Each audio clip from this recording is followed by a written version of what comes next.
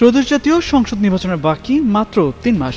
এর মধ্যে দেশ জুড়ে বইছে নির্বাচনী হাওয়া। নির্বাচন ঘিরে শেষ সময়ের প্রস্তুতিতে ব্যস্ত সরকার। আর আগামী জাতীয় সংসদ নির্বাচন শান্তিপূর্ণ, উৎসবমুখর ও আনন্দময় করে তুলতে সেনাবাহিনীর সহায়তা প্রয়োজন বলে জানিয়েছেন প্রধান উপদেষ্টা অধ্যাপক ডক্টর মোহাম্মদ ইউনূস।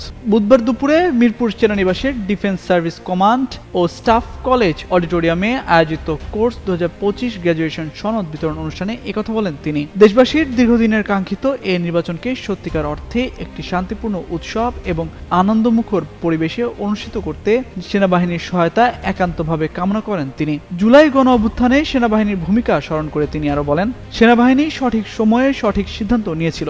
এই কারণে তাদের ভূমিকার ভূয়সী প্রশংসাও করেন অন্তর্বর্তী সরকারের প্রধান উপদেষ্টা। স্কিন শুষ্ক রুক্ষ হয়ে যাবে বলে কি বাইরে যাবে না? জাস্ট 1 2 3 4 করো, স্কিনটাকে রিভাইভ করো। এবারের কোর্সে বাংলাদেশ, চীন, ভারত, তুরস্ক, পাকিস্তান সহ বিশ্বের 24টি দেশের 311 জন তরুণ সামরিক অফিসার অংশ নেন। কোর্স সম্পন্নকারী অফিসাররা তাদের অর্জিত জ্ঞান ব্যক্তি ও পেশাগত জীবনে কাজে লাগিয়ে দেশের যে কোনো সংকটময় মুহূর্তে গুরুত্বপূর্ণ ভূমিকা রাখতে সক্ষম হবেন বলে প্রত্যয় ব্যক্ত করেন।